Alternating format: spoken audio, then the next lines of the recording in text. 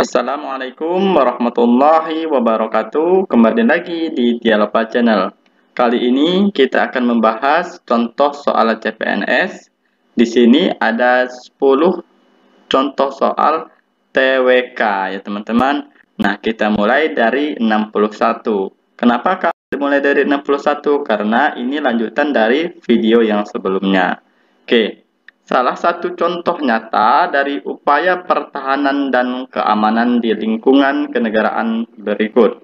Nah, di sini adalah salah satu contoh nyata ya teman-teman dari upaya pertahanan dan keamanan di lingkungan kenegaraan. Nah, apa teman-teman? A. Mengikuti upacara bendera dengan tertib. B. Menjalin hubungan yang baik dengan sesama anggota masyarakat. C. Mematuhi peraturan perundang-undangan yang berlaku. D. Menjaga kerukunan hidup dalam keluarga. Dan E. Ikut menjaga keamanan lingkungan. Nah, di sini yang contoh nyatanya yang mana teman-teman? Ya, benar ya, di sini mematuhi peraturan perundang-undangan yang berlaku. Kenapa? Karena beberapa contoh nyata upaya pertahanan dan keamanan di lingkungan kenegaraan adalah A. Mempertahankan dan mengamalkan Pancasila dan Undang-Undang Dasar 1945. B. Rela berkorban untuk bangsa dan negara. C. Menjaga kelestarian tanah air Indonesia. D. Mencegah adanya terorisme. E. Mencegah sikap radikalisme. Dan F. Mematuhi peraturan perundang-undangan yang berlaku. Nah, di sini ada ya, mematuhi peraturan perundang-undangan yang berlaku. Disinilah beberapa contoh nyata upaya pertahanan dan keamanan di lingkungan kenegaraan. Berarti jawabannya yang C ya. Oke. Sekarang kita lanjut nomor 62.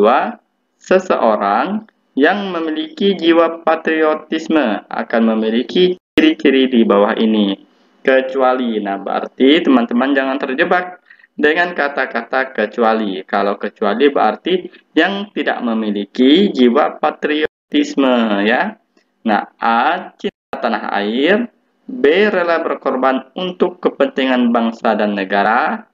C. Menempatkan persatuan dan kesatuan di atas kepentingan pribadi dan golongan. D. Mengutamakan keselamatan bangsa dan negara. E. Memelihara dan mengembangkan budaya bangsa. Di sini yang mana teman-teman?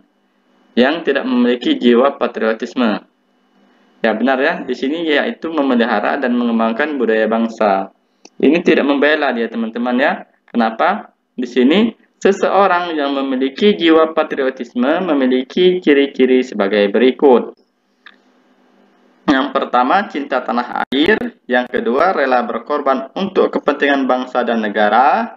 Yang ketiga, menempatkan persatuan dan kesatuan di atas kepentingan pribadi dan golongan.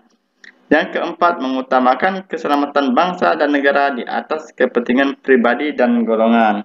Nah, di sini yang E ya, memelihara dan mengembangkan budaya bangsa. Ini yang bukan. Oke, kita lanjut nomor 63. Belajar dari kekurangan sistem demokrasi politik di berbagai negara di dunia yang menjadikan Undang-Undang Dasar hanya sebagai konstitusi politik. Maka Undang-Undang Dasar Negara Republik Indonesia tahun 1945 juga berisi dasar-dasar pemikiran pengembangan apa teman-teman? A. Demokrasi ekonomi dan demokrasi sosial. B. Demokrasi ekonomi dan demokrasi pembangunan.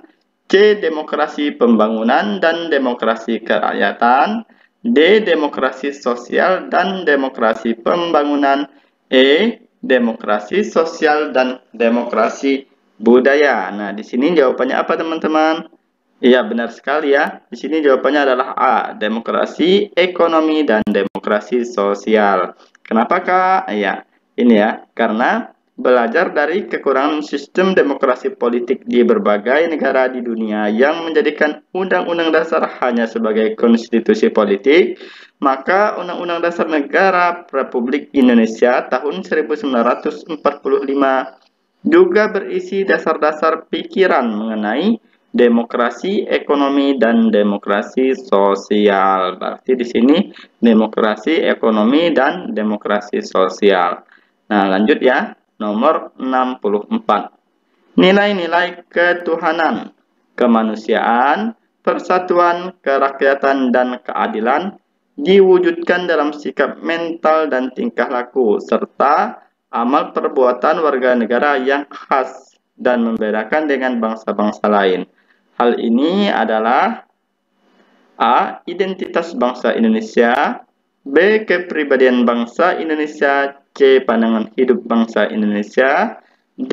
Jiwa bangsa, dan E. Perjanjian luhur. Nah, di sini jawabannya adalah B ya, kepribadian bangsa. Karena Pancasila disebut juga sebagai kepribadian bangsa Indonesia.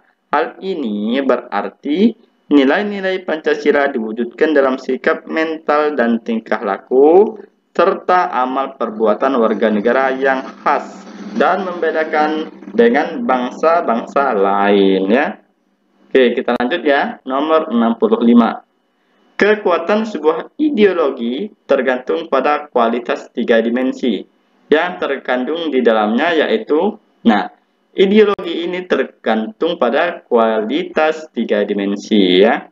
Yaitu apa teman-teman? A. Dimensi visi, dimensi realitas, dan dimensi fleksibilitas. B. Dimensi realitas, dimensi idealisme, dimensi fleksibilitas. C. Dimensi realitas, dimensi idealisme, dimensi visi. D. Dimensi ideal, dimensi realitas, dan dimensi fleksibilitas. E. Dimensi ideal, dimensi visi, dan dimensi realitas. Kira-kira ini yang mana teman-teman? Iya, benar ya. Ada 3 dimensi dari ideologi ya.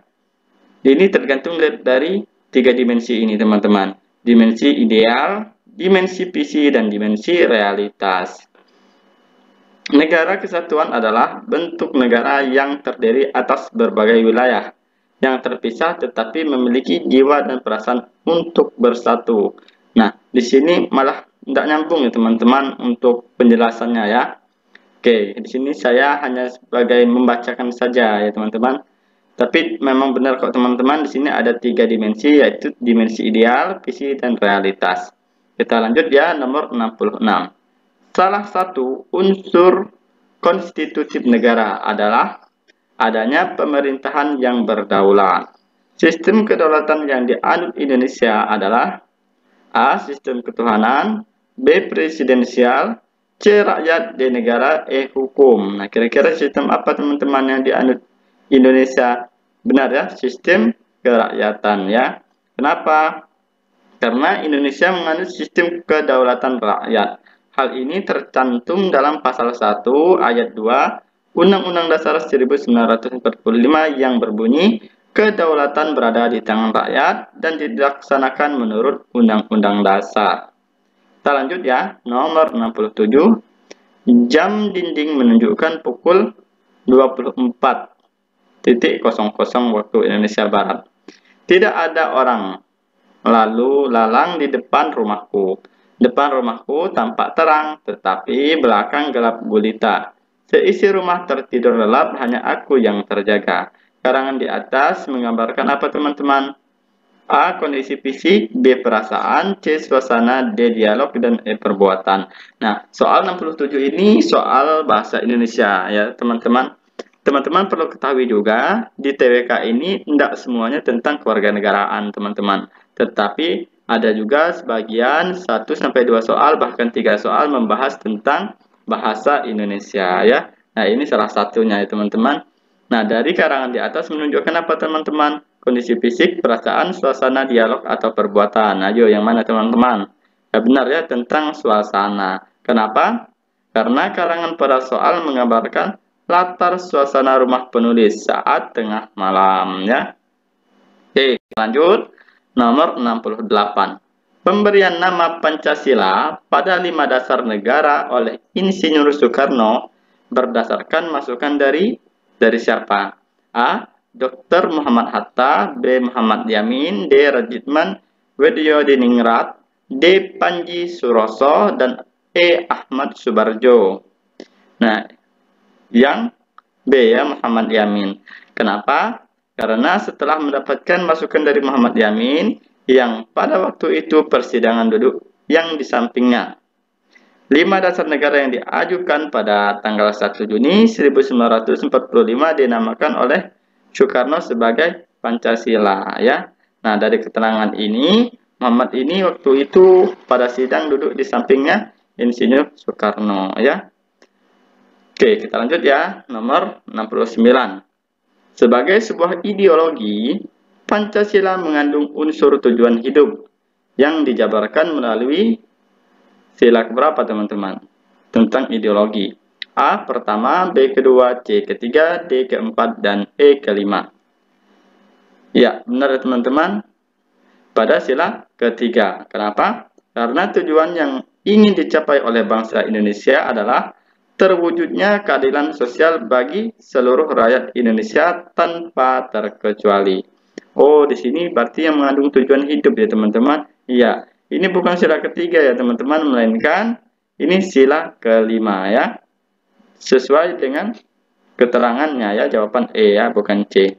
Maaf ya teman-teman, ini bukan C, sekali lagi jawabannya adalah E, sila kelima. Kita lanjut nomor 70. Sila dalam Pancasila yang tidak mendasari, meliputi, dan menjiwai sila lain adalah sila yang mana teman-teman? A. Sila pertama, B. Sila kedua, C. Sila ketiga, D. Sila keempat, dan E. Sila kelima. Nah, tentang Pancasila ini sering sekali teman-teman keluar di tes CPNS tahun lalu. Silakan teman-teman pelajari ya. Oke, di sini sila yang keberapa teman-teman?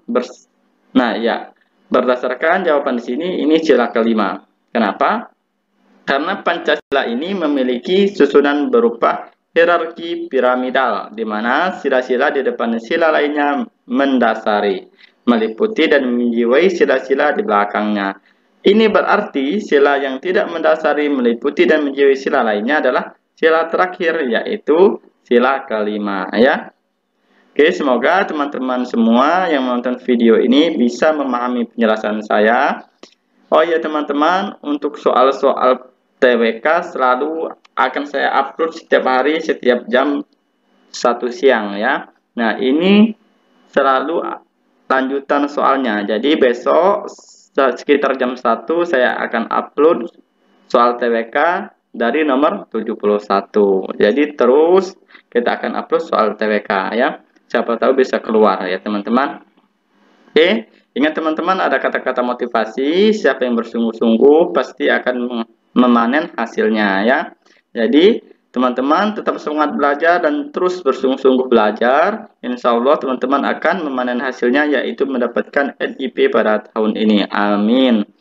Oh ya teman-teman, saya mohon maaf jika dalam penjelasan saya banyak kata-kata saya yang salah atau kurang bisa dipahami. Akhir kalam, assalamualaikum warahmatullahi wabarakatuh.